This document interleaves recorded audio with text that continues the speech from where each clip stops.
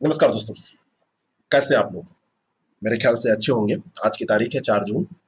Day 30 का आज चौथा दिन।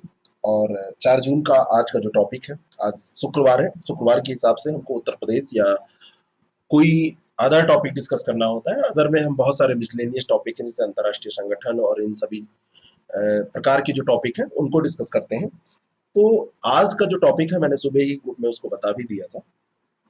संयुक्त राष्ट्र संघ पे हम डिस्कशन करने जा रहे हैं। इसमें मैंने एक काम किया है। मैं चाहता तो उसको शुरुआत से भी कर सकता था, लेकिन आप लोगों ने पढ़ रखा है, क्योंकि मैंने सुबह बताया है। इस कारण से मैं इसकी स्थापना से शुरू नहीं कर रहा हूँ कि एक एक स्टेप में आगे चलूं और वैसा ही अगर कुछ क्रम गड़बड़, जैसे बचपन में हम लोग याद करते थे कि पहले का बी, तीसरे का सी, चौथे का डी, आठवें का नौ, ए, मतलब काखा गागा भी ऐसे करते थे।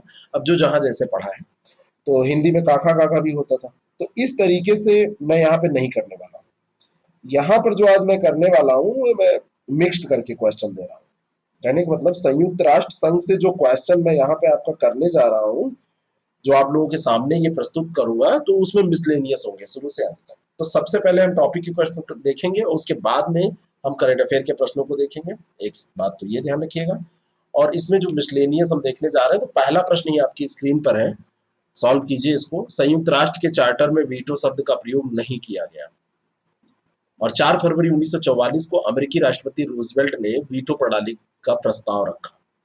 तो 3 चीजें मैं आपको बताना चाहता हूँ। पढ़िए ऐसे जो आपकी परीक्षा के लिए उपयोगी हो। पढ़िए ऐसे, या उन चीजों को पढ़िए, उन चीजों को फॉलो करिए जहां से प्रश्न आए। बाकी बहुत सारी चीजें हैं, आप उसको कार्टूनाइपन कहते हैं, जिनको बहुत सारा मटेरियल ऐसा भी होता है। तो आप, मैं भी ऐसा कर सकता हूँ कभी कभी। लगता है कि हाँ, व्यूज लाने के लिए ऐसा किया जाए, लेकिन इसलिए नहीं क्योंकि वो काम का नहीं है। ठीक है। अब उसके लिए, उससे अच्छा है कि आप कॉमेडी शो देखें। तो थोड़ा सा मतलब सीरियसली अच्छा आप पढ़ने की कोशिश करिए। ये मैं मतलब गंभीरता से ये बात मैं बता रहा हूँ। तो पहला स्टेटमेंट जो यहाँ पर है कि वीटो शब्द का प्रयोग जो था, उसके चार्टर में, संयुक्त राष्ट्र के चार्टर में नहीं किया गया था इसका प्रयोग। ठीक है। ये बात बिल्कुल 16 आने सत्य है, इसमें कोई दो राय नहीं है। अब आप सोचेंगे वीटो जैसी चीज का प्रयोग नहीं किया गया था, तो हाँ, ये बिल्कुल सही है। प्रयोग इसके चार्टर में नहीं था, पहला सही है। और 4 फरवरी 1944 की बात है। राष्ट्रपति जो अमेरिका के थे उस समय, रूजवेल्ट, उन्होंने वीटो प्रणाली का प्रस्ताव रखा था। तो दूसरा स्टेटमेंट भी ये सही है। तो पहली बार स्थापना जब हुई थी, तो स्थापना के समय उसके चार्टर में नहीं, है ना, लेकिन 4 फरवरी 1944 को इसको वीटो प्रणाली का प्रस्ताव रखा रूजवेल्ट ने। तो सी ऑप्शन इसका बिल्कुल करेक्ट हो जाएगा। ठीक है। और ये जो बैठक हुई थी, ये याल्टा में हुई थी। सुरक्षा परिषद की एक प्रणाली पर निर्णय के लिए जो बैठक हुई थी, वो याल्टा नामक स्थान पर हुई थी। सुरक्षा परिषद की कुल सदस्य संख्या कितनी है? अब एक ये बहुत हलवा प्रश्न बिल्कुल आसान सा आपके सामने आ गया। तो कितने सदस्य होते हैं संयुक्त राष्ट्र का? अगर आप चार्टर देखेंगे, तो उसका जो 5वां अध्याय है, उसमें सुरक्षा परिषद के संगठन के बारे में बात की गई है। ठीक है। और उसके जो सदस्यों की बात की गई है, तो उसमें 5 अस्थाई और 6 अस्थाई, 5 अस्थाई और 6 अस्थाई, कुल 11 सदस्यों की बात की गई। लेकिन 1965 की बात है, सितंबर में ये जो 6 संख्या है, इसको बढ़ाकर 10 कर दिया गया। तो 10 और 5 टोटल अब सदस्य संख्या जो हो गई, वो हो गई 15। लेकिन इनमें से जो 5 सदस्य हैं, 5 सदस्य ये अस्थाई होते हैं, और 10 सदस्य जो होते हैं वो अस्थाई होते हैं। ये चीज भी ध्यान रखिएगा, है ना, भूलिएगा नहीं। तो शुरुआत से 10 अस्थाई नहीं थे, बाद में की गई। अब जो अस्थाई सदस्य हैं उनको भी यहीं पे समझ लेते हैं। चीन है, फ्रांस है, रूस, ब्रिटेन और संयुक्त राज्य अमेरिका है। और जो अस्थाई हैं, वो 2/3 बहुमत से 2 वर्ष के लिए इनका निर्वाचन महासभा के द्वारा होता रहता है, रिटायर करते रहते हैं, बनते रहते हैं, है ना, जैसे राज्यसभा हमारे यहाँ। निम्नलिखित में से किस संस्था को दुनिया का पुलिसमैन भी कहा जाता है? अंतर्राष्ट्रीय न्यायालय, सुरक्षा परिषद, सचिवालय, या इनमें से कोई नहीं? पुलिसमैन, दुनिया की पुलिसमैन की संज्ञा किसको दी जाती है? तो जो सुरक्षा परिषद है, इसका जो संयुक्त राष्ट्र का घोषणा पत्र आप देखेंगे, तो उसके चार्टर का अध्याय 5, 6, 7, 8 देखेंगे, तो उसमें अनुच्छेद 23 से 54 तक आते हैं। अनुच्छेद 23 से 54 तक उसमें आते हैं। उसमें गठन, कार्य और शक्तियों का उल्लेख किया गया है। और संयुक्त राष्ट्र घोषणा पत्र के अनुसार अंतर्राष्ट्रीय शांति और सुरक्षा को बनाए रखने का जिम्मा किसका है? संयुक्त राष्ट्र का है। और अगर ये जिम्मा इसका है तो इसी कारण से इसको दुनिया का पुलिसमैन कहा जाता है, पुलिसमैन ऑफ द वर्ल्ड कहा जाता है इसको, है ना। पहली मीटिंग जो परिषद की थी वो 17 जनवरी 1946 को हुई थी। कहाँ पर? चर्च हाउस लंदन में आयोजित की गई थी। तो इसका सही उत्तर हो जाएगा सुरक्षा परिषद को, यानी कि सिक्योरिटी काउंसिल जो है उसको कहा जाता है। संयुक्त राष्ट्र महासभा में भारत की प्रथम महिला अध्यक्ष कौन बनी? सबको ये क्वेश्चन बेसिक क्वेश्चन है, आना चाहिए। उत्तर दीजिए, उत्तर दीजिए, कौन बनी? जो ये अलग अलग देशों से लोगों को बुलाया जाता है, अध्यक्ष बनाया जाता है, उद्देश्य इसका क्या होता है? उद्देश्य होता है कि पूरे विश्व में भौगोलिक प्रतिनिधित्व निश्चित हो सके, विश्व का भौगोलिक प्रतिनिधित्व संयुक्त राष्ट्र महासभा में सुनिश्चित हो सके। अफ्रीका, एशिया, है ना, यूरोप, लैटिन अमेरिका, यूरोप में दो भाग इसके किए गए, पश्चिमी यूरोप और पूर्वी यूरोप। तो यहाँ से अलग अलग समय पर लोगों को चुना जाता है। तो भारत से जो चुनी गई थी वो श्रीमती विजय लक्ष्मी पंडित थी, जिनको चुना गया था 10 जनवरी 1946 को। इसका पहला अधिवेशन जब हुआ था तो उस समय नहीं, उस समय ये नहीं थी, लेकिन 53 में जब 8वां सत्र आयोजित हुआ, 46 से शुरू हुआ, तो 46, 47, 48, 5 उधर हो गए, 49, 50 और 3 इधर, तो 8वां सत्र 1953 में ये जो है महासभा की अध्यक्षा रह चुकी हैं विजय लक्ष्मी पंडित।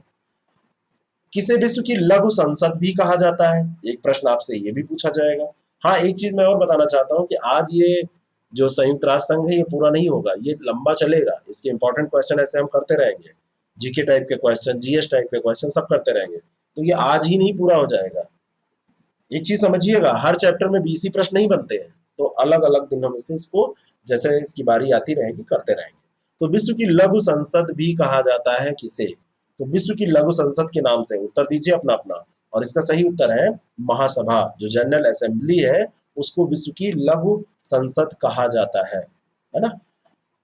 कोई भी मतलब वाद विवाद हो या कोई भी, आप ऐसे समझ लीजिए कि जो महासभा है ये विचार विमर्श के लिए संयुक्त राष्ट्र का सबसे प्रमुख अंग है।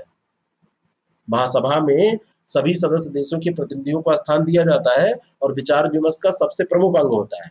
प्रत्येक राष्ट्र का प्रतिनिधित्व होने के कारण, क्योंकि पूरे विश्व का प्रतिनिधित्व कर रही है, तो इसको लघु संसद कह दिया जाता है। पूरे विश्व का, पूरे विश्व की लघु संसद के, small parliament of the world के तौर पर इसको जाना जाता है। और सभी को वाद विवाद में पार्टिसिपेट करने का और वोटिंग करने का अधिकार होता है। लेकिन जैसे शांति और सुरक्षा से जुड़े मुद्दे हों, है ना, तो ये देखिए यहाँ पे थोड़ा से जुड़े मुद्दे होना चाहिए। नए सदस्यों के प्रवेश की बात हो, बजट पर निर्णय की बात हो, तो 2/3 बहुमत से इसमें पास किया जाता है। बाकी जो अन्य मामले हैं उनको साधारण बहुमत से पास कर दिया जाता है। ये देखिए थोड़ी थोड़ी मिस्टेक ये है, ठीक है, कोई बात नहीं, इसको हम सही करा देंगे। तो ये महासभा को है, ये ध्यान रखिएगा। वर्तमान में संयुक्त राष्ट्र संघ के कितने अंग सक्रिय हैं? आपसे सक्रिय पूछा जा रहा है, यानी कि इसमें ये बात छुपी हुई है कि पहले कुछ ज्यादा रहे होंगे लेकिन सक्रिय कम है। ये हो सकता है ना कि पहले अंग ज्यादा रहे हों लेकिन सक्रियता कम अंगों की हो, ये भी हो सकता है। तो पहले इसमें जो अंग थे वो 6 थे, लेकिन बाद में इसमें एक अंग जो है वो निष्क्रिय रहा और अब केवल 5 अंग इसके सक्रिय हैं।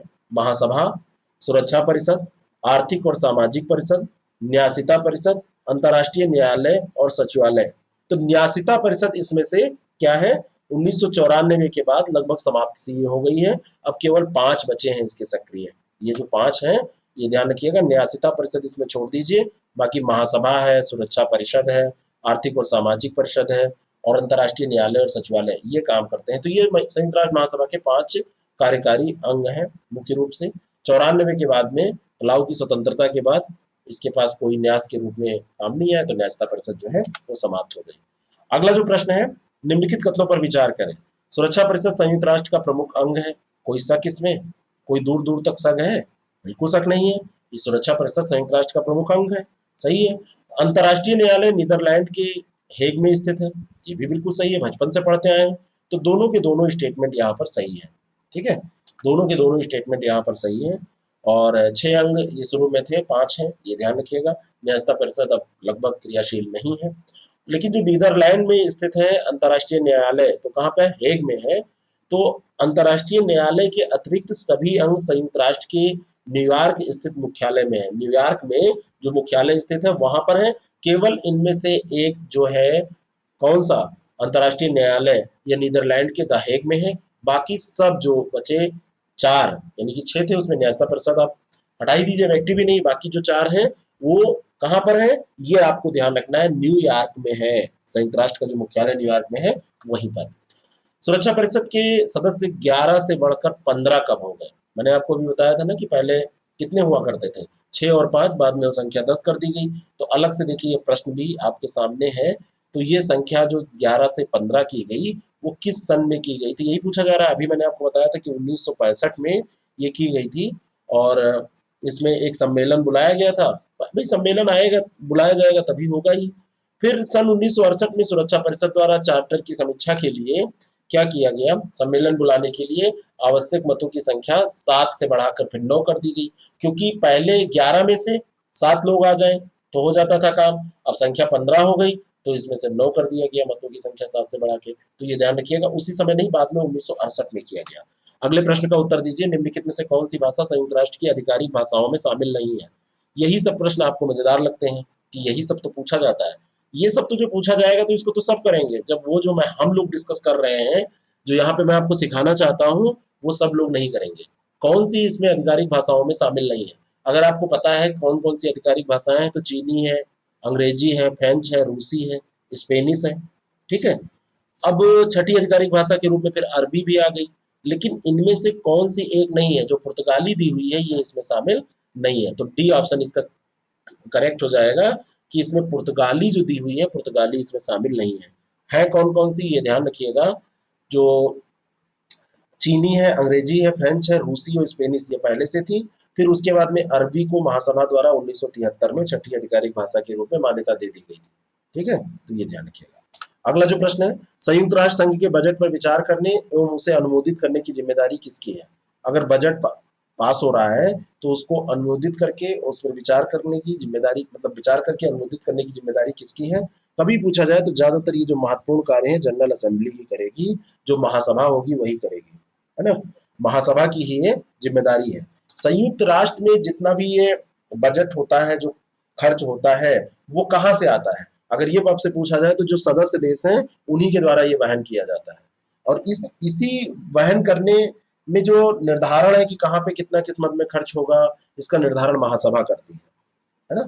और हर दूसरे वर्ष ये अनुमोदित किया जाता है, हर साल नहीं, 2 साल पर किया जाता है। और बजट महासचिव द्वारा पेश किया जाता है, और उसकी एक 16 सदस्यीय विशेषज्ञ समिति, the advisory committee on administrative and budgetary questions, इसके द्वारा समीक्षा की जाती है। अब आप लोग सोच रहे होंगे भैया महासचिव के बारे में नहीं बताया, ये सब मैं बता भी दूंगा, और ये सब बेसिक इंफॉर्मेशन आपको पता भी होती है। जहाँ पे थोड़ा सा ट्रिक है, जहाँ पे थोड़ा सा ऐसा है जो आपकी नजर से छूटता है, वो मेरा काम है यहाँ पर आपको बताना। किसकी सिफारिश पर किसी सदस्य देश को संयुक्त राष्ट्र की सदस्यता से निलंबित किया जा सकता है? 4 ऑप्शन आपके सामने है। संयुक्त राष्ट्र की सुरक्षा परिषद में अगर सदस्य कोई बन सकता है तो निलंबित भी हो सकता है ना। तो वो कौन सिफारिश करेगा, कौन सी बॉडी है जो सिफारिश करेगी? तो सुरक्षा परिषद की सिफारिश पर ऐसा किया जा सकता है। जो सिक्योरिटी काउंसिल है, उसकी जो सुरक्षा परिषद की काउंसिल है, उसकी सिफारिश पर किया जा सकता है। बी ऑप्शन यहाँ पर करेक्ट है। और इसके लिए बाकायदा प्रावधान है, चार्टर की धारा 5-6 में कहा गया है कि संघ के किसी भी सदस्य को चार्टर के सिद्धांतों का निरंतर उल्लंघन करने पर ऐसा किया जाएगा। अगर वो उल्लंघन नहीं कर रहे हैं तो नहीं किया जाएगा, और उल्लंघन करेंगे तो कर दिया जाएगा। अब निलंबित राष्ट्र फिर से शामिल हो सकेगा कि नहीं शामिल हो सकेगा, ये मतलब पुनः संयुक्त राष्ट्र को पुनः अगर लाना है तब क्या करना होगा? तो सुरक्षा परिषद ही ये काम कर सकती है ना। क्योंकि सदस्यों का निष्कासन बहुत महत्वपूर्ण एक मुद्दा है। भाई कोई सदस्य है, उसको निष्कासित कर दिया आपने, इसके लिए सुरक्षा परिषद के 9 सदस्यों की सकारात्मक सहमति, जिसमें 5 अस्थायी सदस्य भी शामिल हैं, 5 वो और बाकी 10 में से 4 अगर ये सपोर्ट करेंगे तभी मिलेगा, है ना। और महासभा का 2/3 बहुमत भी साथ में चाहिए। यहाँ से 9, 5 और 4, और वहां से महासभा का 2/3 बहुमत, तब मिलेगा तब वो पुनः बहाल होगी उसकी सदस्यता। निम्नलिखित कथनों पर विचार करें, और इसका पहला स्टेटमेंट है, पढ़ के उत्तर दीजिए। दक्षिण सूडान संयुक्त राष्ट्र संघ का 197वां सदस्य, और दूसरा है दक्षिण सूडान की राजधानी जो है वो जूबा है। अब आप सोचेंगे ये राजधानी क्यों पूछ रहे हैं? अब चर्चा हो रही है, अगर कोई सदस्य नया बना है तो उसको राजधानी भी उसकी इंपॉर्टेंट है, उसको राजधानी देके भी पूछा जा सकता है। तो संयुक्त राष्ट्र सुरक्षा परिषद का 193वां सदस्य, ना कि 197वां सदस्य। तो पहला तो यहाँ पे गलत हो गया। और जूबा इसकी राजधानी है, कोई शक है इसमें? नहीं, जूबा इसकी राजधानी है दक्षिणी सूडान की। बी ऑप्शन इसका बिल्कुल करेक्ट है। ठीक है। अब जिन लोगों को शिकायत थी कि सामने ये पूरा आंसर खोलते नहीं है, उनकी शिकायत दूर हो गई होगी। एक्चुअली मैं जब इसको पढ़ने से पहले, एक बार डिस्कस करने से पहले जब मैं पढ़ लेता हूँ, तो यहाँ दिखाने से पहले मैं उसको जो मुझे याद रहता हूँ मैं बता देता हूँ आपको। जो नहीं याद आता है या आपको दिखाना है तब मैं इसको दिखाता था, लेकिन मैं अब सामने करके डिस्कस कर रहा हूँ। 2011 में दक्षिण सूडान एक नए देश के रूप में जब विश्व के मानचित्र पर आया, पहले ये सूडान हुआ करता था, फिर उत्तर और दक्षिण सूडान के तौर पर ये बट गया, तो फिर इसको सदस्यता दी गई, है ना। और इथोपिया, कीनिया, युगांडा, कांगो, इनको देखेंगे तो उससे सीमा इसकी मिलती है। रिपब्लिक ऑफ साउथ सूडान इसका नाम रखा गया, juba इसकी राजधानी बनाई गई। और दक्षिण सूडान को अलग देश का दर्जा जो दिया गया, ये एक बहुत लंबा संघर्ष था, कई दशक से वहां पे संघर्ष चल रहा था। ठीक है। तो बाद में इसको 193वें सदस्य के तौर पे 65वां सम्मेलन जो हुआ था संयुक्त राष्ट्र महासभा का, तो उसको 193वें सदस्य के रूप में दर्जा दे दिया गया। संयुक्त राष्ट्र संघ के किस अध्याय में सदस्यता संबंधी उल्लेख किया गया है? सदस्यता संबंधी उल्लेख किस अध्याय में किया गया है संयुक्त राष्ट्र के? बताइए। इस प्रश्न का उत्तर दीजिए आप लोग। पढ़ के अगर रिवीजन करके आए हैं सही से तो इसका उत्तर दीजिए। तो ये अध्याय 2 है। कौन सा अध्याय है? अध्याय 2। और अध्याय 2 में भी अगर आप जाएंगे तो उसके आर्टिकल हैं 3, 4, 5, 6। याद कर लीजिए इसी समय। अध्याय 2 उसके बाद में आर्टिकल 3, 4, 5, 6, उसमें सदस्यता संबंधी उल्लेख किया गया है। संयुक्त राष्ट्र चार्टर में 2 प्रकार की सदस्यता है। कुछ को प्रारंभिक सदस्य के तौर पर स्वीकार किया गया, जो 1 जनवरी 1942 को संयुक्त राष्ट्र के घोषणा पत्र पर हस्ताक्षर किए थे, या सैन फ्रांसिस्को में चार्टर पर हस्ताक्षर करके उनकी पुष्टि की गई थी। और इस प्रकार 51 सदस्य हैं जो मौलिक सदस्य हैं। और बाद में जो है वो संयुक्त राष्ट्र की सदस्यता उन सभी राष्ट्रों को दी गई जो शांति प्रिय हैं, चार्टर में विश्वास रखते हैं, इनके नियम सिद्धांत पे विश्वास रखते हैं, उनको स्वीकार करते हैं। तो 2 तरीके की सदस्यता अध्याय 2 में 3, 4, 5, 6 ये आर्टिकल है उनके अंतर्गत दी गई। अगला जो प्रश्न है, बताइए। संयुक्त राष्ट्र का प्रतीक चिन्ह आ गया। प्रतीक चिन्ह में सदस्य देशों के मानचित्र को प्रदर्शित किया गया है। जो सदस्य देश है उनके मानचित्र को ऐसा प्रदर्शित किया गया है, सदस्य देशों के मानचित्र को। और दूसरा है, संयुक्त राष्ट्र के मानचित्र के दोनों ओर जैतून, ओलिव ट्री की 2 पत्तियों को क्रॉस के रूप में दर्शाया गया है। ठीक है।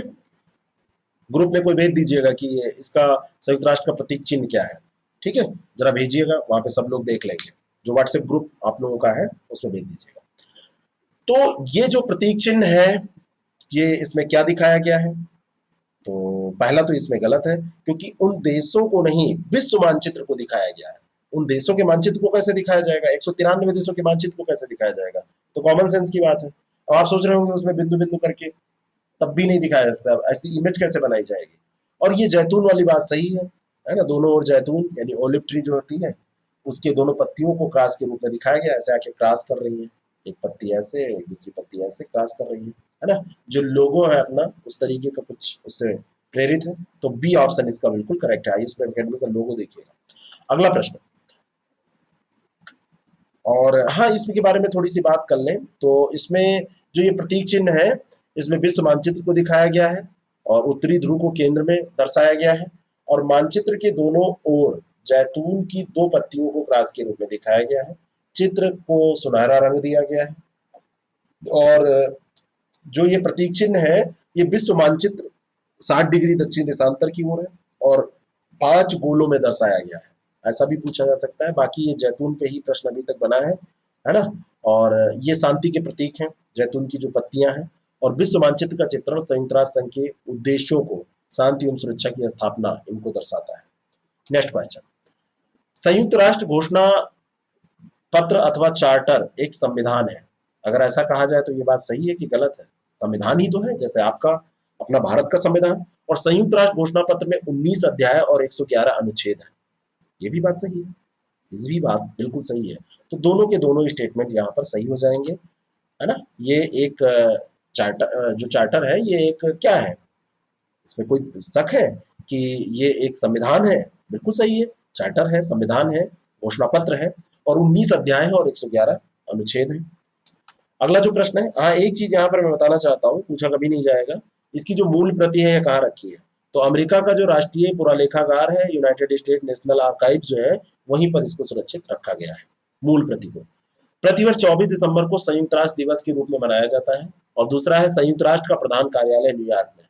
ये दो स्टेटमेंट यहाँ पर दिए हुए हैं। पहला स्टेटमेंट क्या सही है? पहला स्टेटमेंट तो बिल्कुल सही है। और इसका कारण क्या है? इसका कारण ये है, 24 अक्टूबर 1945 को इसकी स्थापना हुई थी, तो वही तिथि चुन ली गई। और इसके संयुक्त राष्ट्र के प्रधान कार्यालय के बारे में मैंने आपको बताया, ये न्यूयॉर्क अमेरिका में है। तो दोनों के दोनों स्टेटमेंट यहाँ पर सही है, सी इसका सही उत्तर हो जाएगा। 24 अक्टूबर 1945 को, क्योंकि इसकी स्थापना हुई थी और संयुक्त राष्ट्र का प्रादुर्भाव इसी तिथि को माना जाता है, तो 24 अक्टूबर को इसके दिवस के तौर पर मनाया जाता है। प्रधान कार्यालय 1946 में बनाया गया था, ये न्यूयॉर्क में बनाया गया था। अगला प्रश्न है, अमेरिका के सैन फ्रांसिस्को नगर में 1 जून 1945 को संयुक्त राष्ट्रों का सम्मेलन हुआ। और दूसरा, इस सम्मेलन में भारत ने भाग नहीं लिया था। ये दो स्टेटमेंट हैं। अब भारत ने भाग लिया था कि नहीं लिया था? पहला तो स्टेटमेंट सही है कि ये सैन फ्रांसिस्को में ये सम्मेलन हुआ था 1 जून 1945, ये शुरुआत वाली बात है। और इसमें संयुक्त राष्ट्र का जब सम्मेलन हुआ यहाँ पे, तो इसके सदस्यों की संख्या 50 हो चुकी थी, है ना? और इसमें भारत भी संयुक्त राष्ट्र के मूल सदस्यों में शामिल था। तो दूसरा स्टेटमेंट ये गलत है, पहला सही है, दूसरा गलत है। तो ए ऑप्शन इसका बिल्कुल करेक्ट हो जाएगा। ठीक है, नेक्स्ट क्वेश्चन। अगला जो प्रश्न है, अमेरिकी राष्ट्रपति फ्रैंकलिन डी रूजवेल्ट ने संयुक्त राष्ट्र संघ की स्थापना में महत्वपूर्ण भूमिका निभाई।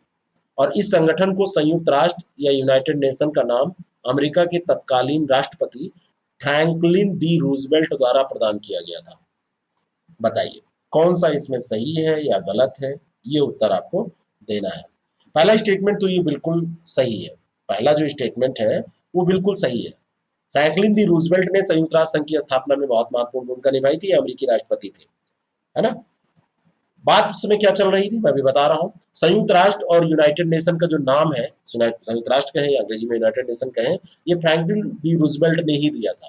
तो फ्रैंकलिन डी रूजवेल्ट ने दिया था, ये भी बात बिल्कुल सही है। तो यहाँ पर सी ऑप्शन इसका बिल्कुल करेक्ट हो जाएगा। द्वितीय महायुद्ध के पश्चात संयुक्त राष्ट्र की स्थापना में इन्होंने प्रमुख भूमिका निभाई थी। आपको पता है कि जब पहला विश्व युद्ध हुआ था, उसके बाद में एक संस्था बनाई गई थी, लीग ऑफ नेशन बनाया गया था, लेकिन वो क्या हुआ, वो सफल नहीं हो पाया था। उसके रहते ही दूसरा महायुद्ध आ गया। तो ऐसे में फिर चिंता सताने लगी जो उस समय अगुवाकार थे, उनको लगा कि अब ये लापरवाही से लेने वाला नहीं है। जैसे 5 साल तक सिलेक्शन नहीं हुआ, 10 साल तक, तो कहाँ तक तैयारी करते रहे? कुछ तो डिसीजन लेंगे, या फिर मेहनत करके फाइनल करिए, या फिर कुछ अलग से करिए। ये बात है ना। अब ये बात अलग है कि सब सारे लोग अधिकारी नहीं बन रहे हैं, लेकिन बन तो रहे हैं ना, कुछ तो बन रहे हैं, तो उसको कुछ तो रास्ता आपको चुनना पड़ेगा। तो अब अगर समाप्ति ही करना है, तो द्वितीय विश्व युद्ध नहीं होने देना है, तो कुछ थोड़ा सा एक कड़ा रुख। तो रूजवेल्ट ने अंतरराष्ट्रीय संगठन की आवश्यकता और उसके एक मतलब उसके बारे में एक विचार प्रस्तुत किया, और रूजवेल्ट ने इस बात पर बल दिया कि भावी विश्व का संगठन जो होगा, वो संगठन का आधार महाशक्तियों का जब तक मतैक्य नहीं होगा, तब तक वो नहीं बन पाएगा। और फिर 1 जनवरी 1942 की बात है, सैन फ्रांसिस्को में सोवियत संघ, ब्रिटेन, चीन और 26 अन्य जो मित्र राष्ट्र थे, उनके प्रतिनिधि आए और सम्मेलन यहाँ पर आयोजित हुआ, है ना? और फिर उन्होंने कहा कि अब हम लोगों को एकजुट हो जाना चाहिए और धुरी राष्ट्रों का सामना हमको करना है। और इस संगठन को फिर संयुक्त राष्ट्र का नाम रूजवेल्ट ने दिया था। थोड़ी सी कहानी, प्रथम विश्व युद्ध के बाद संयुक्त राष्ट्र संघ की स्थापना में किसने महत्वपूर्ण भूमिका निभाई? तो ये प्रश्न अलग से भी आपसे बन सकता है। तो इसमें रूजवेल्ट भी थे, वुडरो विल्सन थे, ये सारे लोग। लेकिन प्रथम विश्व युद्ध के बाद की बात हो रही है, वो द्वितीय विश्व युद्ध के बाद की बात नहीं हो रही है। तो प्रथम विश्व युद्ध के बाद ये वुडरो विल्सन थे, जिन्होंने राष्ट्र संघ उसमें स्थापित हुआ था। संयुक्त राष्ट्र संघ नहीं था उस समय, राष्ट्र संघ। तो राष्ट्र संघ की स्थापना में वुडरो विल्सन, और अगर संयुक्त राष्ट्र संघ की बात की जाएगी तो रूजवेल्ट की बात आ जाएगी। ठीक है ना? तो यहाँ पे सी ऑप्शन सही हो जाएगा, वुडरो विल्सन। ठीक है, प्रथम विश्व युद्ध के बाद राष्ट्र संघ की स्थापना की गई थी, लीग ऑफ नेशंस की। तो राष्ट्र संघ जो था वो पेरिस शांति सम्मेलन के परिणाम स्वरूप अस्तित्व में, है ना, संयुक्त राष्ट्र के पूर्ववर्ती के रूप में गठित हुआ था। अंतर शासकीय संगठन था जो कि सफल नहीं रहा। 28 सितंबर 1934 से 23 फरवरी 1935 तक अपने सबसे बड़े प्रसार के समय इसके सदस्यों की संख्या 58 तक पहुंची, लेकिन ये सफल नहीं हो पाया था।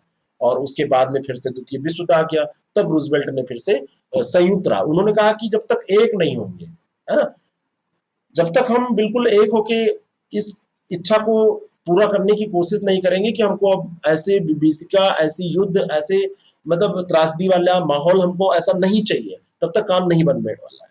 तो प्रथम में वुडरो विल्सन, द्वितीय में कौन, रूजवेल्ट। और अंतिम प्रश्न है इस टॉपिक का, जो कि पहला प्रश्न आपको लगेगा कि संयुक्त राष्ट्र संघ का गठन प्रथम विश्व युद्ध के बाद हुआ, और दूसरा है कि लीग ऑफ नेशन या राष्ट्र संघ का गठन पेरिस शांति सम्मेलन के परिणाम स्वरूप हुआ था। अब ये बड़ा सरल प्रश्न है, जरा सा आप अगर सावधान रहेंगे तो आसानी से प्रश्न हो जाएगा, और जरा सा भी आप चूके तो इस प्रश्न से आप हाथ धो बैठेंगे।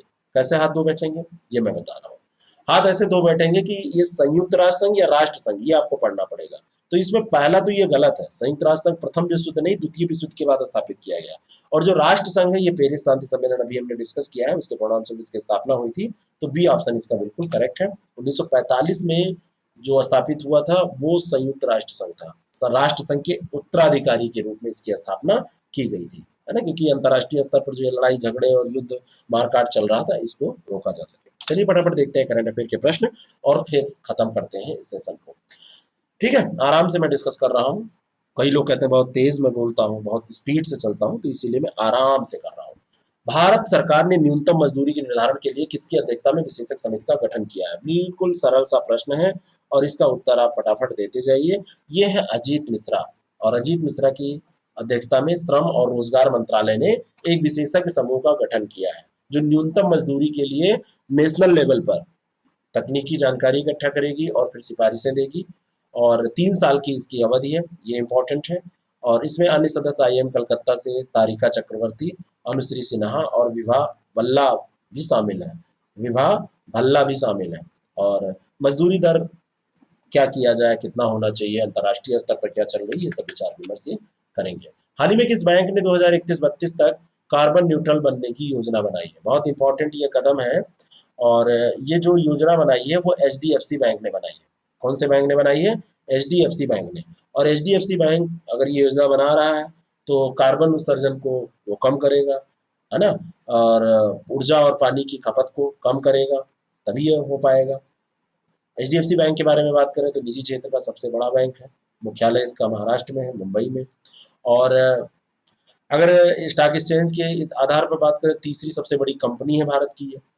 1,20,000 कर्मचारियों के साथ 13वां सबसे बड़ा ये एम्प्लॉयर है, नियोक्ता है ना। कार्बन न्यूट्रल ये जो बनने की बात हो रही है, तो इसमें ये पर्यावरण, सामाजिक और कॉर्पोरेट गवर्नेंस रणनीति के तहत बैंक क्या करेगा, कम ब्याज दरों पर इलेक्ट्रिक वाहनों जैसे हरित उत्पादों के लिए लोन देगा। और जब लोन लोग लेंगे तो लोन लेके उससे ये वाहन खरीदेंगे, तो इससे कार्बन उत्सर्जन कम होगा। और इसके अलावा बैंक ग्रीन बॉन्ड भी जारी करने की बात कर रहा है कि ग्रीन बॉन्ड भी हम जारी करेंगे। नेक्स्ट क्वेश्चन, इसका उत्तर दीजिएगा। चीन ने हाल ही में Mission Innovation Clean Tech Exchange launch किया, और Mission Innovation Clean Tech Exchange का उद्देश्य स्वच्छ ऊर्जा नवाचार यानी इनोवेशन को बढ़ावा देना है। तो ये चीन ने किया है, क्या ये बात सही है? और दूसरा तो ये सही है, ये स्वच्छ ऊर्जा नवाचार को बढ़ावा देना इसका उद्देश्य है, इनोवेशन जो ये हो रहा है। और ये जो पहला स्टेटमेंट दिया है तो ये गलत है, क्योंकि ये काम किया है भारत ने। Mission Innovation Clean Tech Exchange Bharat ने लॉन्च किया है ना। भारत ने स्वच्छ ऊर्जा नवाचार को बढ़ावा देने के लिए सदस्य देशों में इंक्यूबेटरों का एक नेटवर्क बनाने के उद्देश्य से ये वैश्विक पहल शुरू की है। ये केवल भारत के लिए नहीं है ना। Innovating to Net Zero Summit 2021 में ये लॉन्च किया गया। ये इसको वर्चुअली ये बैठक आयोजित हुई और इसमें 23 सरकारों ने भाग लिया। और इसका उद्देश्य जो है, तो यहाँ पर ये ध्यान रखिएगा, इसका बी इसका सही उत्तर हो जाएगा, क्योंकि पहला ये गलत ही है, चीन ने नहीं किया है, भारत ने किया है। और इसका उद्देश्य है कि किफायती, आकर्षक, सुलभ स्वच्छ ऊर्जा बन पाए। पेरिस समझौते में जो बात की गई, शुद्ध शून्य उत्सर्जन की दिशा में कदम बढ़ाया जा सके। और मिशन जो इनोवेशन है 2.0, तो ये वैश्विक पहल का ये दूसरा चरण है, जिससे संयुक्त राष्ट्र जलवायु सम्मेलन 2015 में जो पेरिस समझौता हुआ था, उसी के साथ ये मिशन इनोवेशन शुरू किया गया था। तो उसका ये दूसरा चरण अभी चल रहा है। नेक्स्ट क्वेश्चन, अगला जो प्रश्न है, अमेरिका का ईगल एक्ट क्या है? ईगल एक्ट कहाँ का है? सबसे पहली बात तो ये कहाँ का है? अमेरिका का। और ईगल एक्ट है क्या? तो तो ईगल एक्ट ग्रीन कार्ड पर प्रति देश की सीमा को खत्म करने के लिए एक कानून है। ईगल एक्ट क्या है? ग्रीन कार्ड पर जो प्रति देश की सीमा है उसको ये समाप्त कर देगा, है ना। और इसमें Equal Access to Green Card for Legal Employment Act के नाम से भी इसको जाना जाता है। और ये रोजगार आधारित जो अप्रवासी वीजा होता है उस पर प्रति देश 7% की सीमा को समाप्त करने जा रहा है। परिवार प्रायोजित वीजा पर प्रतिदेश 7% की सीमा को बढ़ाकर अब ये 15% करने का प्रयास किया जा रहा है इसके अंतर्गत। अब इससे लाभ क्या होगा? इससे लाभ होगा कि बहुत सारे लोग ऐसे होते हैं जिनमें क्षमताएं हैं, योग्यता है ना, लेकिन 7% अगर पूरा हो गया तो वो यहाँ से अमेरिका नहीं जा पा रहे हैं। बहुत सारे लोग नौकरी करने या जो भी काम उनको करना है, भारतीय जो पेशेवर हैं नौकरी करेंगे जाके। तो 2019 तक 2.7 मिलियन से अधिक जो भारतीय थे अप्रवासी अमेरिका में रहते हैं। अब भारतीय अप्रवासी अमेरिका में विदेशी मूल की आबादी का 16% हिस्सा है, जितना भी टोटल है उनमें से 16%। इस प्रकार वे मैक्सिको के बाद देश में दूसरे सबसे बड़े अप्रवासी समूह के रूप में भारतीय निवास करते हैं। अब अगर ये सीमा बढ़ेगी तो ज्यादा भारतीय जा पाएंगे, ध्यान रखिएगा। और मैक्सिको वाले बताया था ना, सबसे ज्यादा मैक्सिको वाले ही वहां अमेरिका में रहते हैं, काम धाम जो करते हैं वो मैक्सिको वाले ही करते हैं, तो ये ध्यान रखिएगा। नेक्स्ट क्वेश्चन, अगला जो प्रश्न है, केंद्र सरकार ने शिक्षक पात्रता परीक्षा योग्यता प्रमाण पत्र को 7 वर्ष से बढ़ाकर आजीवन वैलिड कर दिया है। और टीईटी उस व्यक्ति के लिए एक आवश्यक योग्यता है जो स्कूलों में शिक्षक के तौर पर काम करना चाहते हैं। तो इसमें तो बड़ा सरल प्रश्न है और बहुत सारे लोग इसमें भी खुश होंगे, क्योंकि बार बार एग्जाम नहीं देना पड़ेगा। और बात भी सही है, जिसने पास कर लिया आप क्या बार बार वही एग्जाम ले रहे हो, पास हो गया तो पास हो गया। अब उसको और ट्रेनिंग दो, उसमें और स्किल डेवलपमेंट करो, वो ज्यादा सही है। अब इसमें बार बार क्या, और ये स्टेट का अलग होता है, सेंट्रल का अलग होता है। अब सीटीईटी ने कर दिया है जो कि सीबीएसई के द्वारा आयोजित किया जाता है, तो टीईटी वाले भी करेंगे इसको, देखते हैं क्या होता है। Senior care ageing growth engine says project किससे संबंधित है? अब इसका अगर फुल फॉर्म आपको पता है तो आप ऐसे ही जान जाएंगे कि किससे संबंधित है, सेज, है ना। अगर सेज पूछा जाए तो आपको फुल फॉर्म पता होना चाहिए। यहाँ पर तो सीनियर केयर दिया हुआ है, तो सीनियर केयर अगर दिया हुआ है तो आप ऐसे ही बता देंगे, है ना। बुजुर्गों से संबंधित है, ये जो ओल्ड पीपल है उनसे संबंधित है, उम्रदराज लोगों से संबंधित है। जिनके घर में उम्रदराज लोग होंगे उनके पास बैठा करिए, थोड़ा सा अनुभव देंगे आपको, कभी धोखा नहीं देंगे। और उनकी बातें बड़ी मजेदार होती हैं, मजेदार इस सेंस में कि वो बड़ी नपी तुली खरी बातें होती है ना। पूरी जिंदगी उन्होंने जो अनुभव गेन किया है उसको आपको बताते हैं। तो ये कभी कभी व्हाट्सएप और फेसबुक से टाइम मिल जाया करे तो उनके पास बैठ लिया कीजिए। मेरे बाबा दादी अब नहीं रहे, नहीं तो बताते रहते थे, वो भी कहानियां सुनाते थे। बुजुर्गों के लिए ये स्टार्टअप पर आधारित एक विशेषज्ञ समिति की रिपोर्ट की सिफारिशों के बाद तैयार की गई परियोजना है। और ये जो प्रोजेक्ट है ये, क्योंकि जैसे जैसे जीवन प्रत्याशा बढ़ेगी तो बुजुर्गों की आबादी भी बढ़ेगी। तो हमारे यहाँ अब तनहा बुजुर्ग हो रहे हैं सब, है ना। बच्चे कहीं, कोई बंगलोर में रह रहा है, कोई जर्मनी में रह रहा है, कोई जापान में रह रहा है, कोई दिल्ली में है, कोई लखनऊ। बहुत सारे आप लोग भी ऐसे होंगे जो घर पे केवल माता पिता या बाबा दादी रह रहे हैं, बाकी सब लोग इधर उधर, जानते होंगे सबके परिवार में ऐसा। तो अब इसके लिए ये किया ये जा रहा है कि जो हिस्सेदारी बढ़ रही है 2026 तक, उम्मीद किया जा रहा है कि 12.5% लोग हो जाएंगे। तो इनको बुजुर्ग की देखभाल करने के लिए जो उत्पाद बनाए जाते हैं, जो सर्विसेज होती हैं, तो वन स्टॉप एक्सेस इससे हो पाए, सेज प्रोजेक्ट इसलिए चलाया जा रहा है। अगला जो प्रश्न है, हाल ही में किस भारतीय संस्थान ने नैनो फाइबर आधारित एम्फोटेरिसिन बी ओरल टैबलेट विकसित की है? अब ये जाहिर सी बात है, इसका संबंध, इतना कठिन नाम है ना, बड़े बड़े जो कठिन कठिन नाम है वो कोरोना से ही तो रिलेटेड है। तो ये जो टैबलेट है ये है क्या? अब ये भी कोविड से ही रिलेटेड है, कोविड के उपचार से ही रिलेटेड है, और इसका विकास किया है आईआईटी हैदराबाद ने। आईआईटी हैदराबाद ने जो इसका विकास किया है, इसको एएमबी के नाम से भी जाना जाता है, एम्फोटेरिसिन बी। नैनो फाइबर आधारित ये गोलियां हैं, और ये जो गोली ये सस्ती है और उच्च एएमबी अवशोषक है ये, है ना, और कम नेफ्रोटॉक्सिसिटी वाली है। ये सब इसके बारे में ध्यान रखिएगा। ये नैनो फाइबर आधारित मौखिक दवा है, मुंह से खाई जाती है, ओरल ली जाती है। और वर्तमान में कोविड उपचार के बाद जो फैल रहा है फंगल इन्फेक्शन, उसमें ये कारगर है, कोविड से ही रिलेटेड है लेकिन फंगल इन्फेक्शन। एम्फोटेरिसिन भी कोई लेके दुकान से ऐसे खाइएगा नहीं। एंटीबायोटिक तो कभी भी बिना डॉक्टर से पूछे मत खाया करिए, और डॉक्टर भी कुछ उल्लू टाइप के होते हैं, तो ऐसे डॉक्टर जो बहुत एंटीबायोटिक चलाते हैं उनसे भी कम मिला करिए, अच्छे डॉक्टर से मिलिए। मदद मैप्स एक रियल टाइम ऑनलाइन मानचित्रण है। तो ये जो ऑनलाइन मानचित्रण है, इसका उद्देश्य क्या है, किस उद्देश्य से ये विकसित किया गया है, ये आपको यहाँ पर बताना है। मदद मैप्स। तो बहुत बार आप देखते हैं बेडों की दिक्कत हो जाती है, बिस्तर खाली है कि नहीं खाली है, आपको कैसे पता चले? वैसे तो कोई बताता नहीं है, सबको लगता है अपने प्रिय के लिए रखे रहो। प्रिय के मतलब जो रिश्तेदार हैं, जो आपके रिलेटिव्स और मिलने वाले लोग हैं। तो एक ऐसा मैप, ये मदद मैप्स है जिसमें कोविड-19 रोगियों के लिए जो खाली बिस्तर हैं, उनकी जानकारी इसमें दी जा सकेगी। निजी और सरकारी दोनों हॉस्पिटल इसमें शामिल होंगे। इससे मान लीजिए कि कोई समस्या आती है, किसी को ज़रूरत पड़ती है, तो आसानी से बेड मिल जाएगा। ओलेग नोवेत्स्की और प्योत्र डबरो, जिन्होंने हाल ही में 7 घंटे का स्पेस वॉक किया, किस देश से हैं? स्पेस वॉक किया इन्होंने, 7 घंटे बाहर रहीं, है ना? अंतरिक्ष यान जो है उससे स्टेशन से बाहर रहीं। तो इनका नाम से आपको पता चल जाएगा कि इनका दोनों लोगों का संबंध रूस से है ना? इन दोनों लोगों का, ओलेग और डबरो, दोनों 7 घंटे के स्पेस वॉक पर अंतर्राष्ट्रीय अंतरिक्ष स्टेशन, 7 घंटे कुछ मिनट है ये बाहर निकले और अप्रैल में अंतरिक्ष स्टेशन पर ये दोनों लोग पहुंचे थे। और ये पहला स्पेस वॉक इन लोगों ने किया है, बड़ा मजा आता होगा। अब मैं यहाँ डेली 30 आपको करा रहा हूँ, मेरा भी मन था वहां जाने का। हाँ, अब देखिए कैसे जा पाएंगे। अगर पैसे से इकट्ठा कर लिए कुछ, तो बुक करके वो जो उनका एलन मास्क वाला है, उसी से सोच रहे हैं स्पेस भेजें तो चला जाए। और डेली 30 वालों को सबको ले चलूंगा मैं, बिल्कुल पक्का है, क्योंकि इसमें सब सेलेक्ट हो जाएंगे, सबके पास पैसे रहेंगे। घूस नहीं कमाना है, थोड़ी थोड़ी बचत करेंगे तो रहेंगे। तो हम लोग पूरी डेली 30 टीम जाएगी सेलिब्रेट करने की, हम सब सेलेक्ट हो गया है। हाल ही में चर्चा में रहा राबता मुहिम अभियान का संबंध किस भारतीय राज्य से है? तो राबता मुहिम चर्चा में रही है और इसका संबंध नाम से भी आप जान सकते हैं। देखिए, लैंग्वेज पकड़ने की कोशिश किया कीजिए। और इसका संबंध है पंजाब से। किससे संबंधित है? ये पंजाब से। पंजाब में क्या हुआ, सरकारी शिक्षकों ने इस राज्य के जो स्कूल हैं उनका एक अभियान उनके द्वारा चलाया था, राबता मुहिम। और इस अभियान के माध्यम से प्राथमिक छात्रों ने 12.71 लाख अभिभावकों से संपर्क किया और माता पिता और शिक्षकों के बीच फोन के माध्यम से संपर्क को इसमें सुविधाजनक बनाना, शिक्षा, स्वास्थ्य और बच्चों को कोविड के संक्रमण से बचाए रखने में कैसे क्या उपाय करने हैं, इस बारे में जागरूकता फैलाई गई। तो एक बड़ा अभियान ये स्टेट लेवल का चला। आपको कैसा लगता है जरूर बताएं। टेस्ट जरूर दिया कीजिए, है ना? मेरी इज्जत रखिए।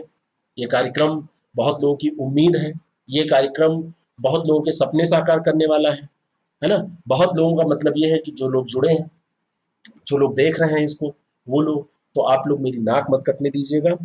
मैं मान के चल रहा हूँ अभी तक का जैसा रिजल्ट रहा है उससे भी कई गुना बेहतर रिजल्ट रहेगा। और संडे को टेस्ट है, टेस्ट के लिए तैयार रहिएगा। ठीक है, थैंक यू सो मच।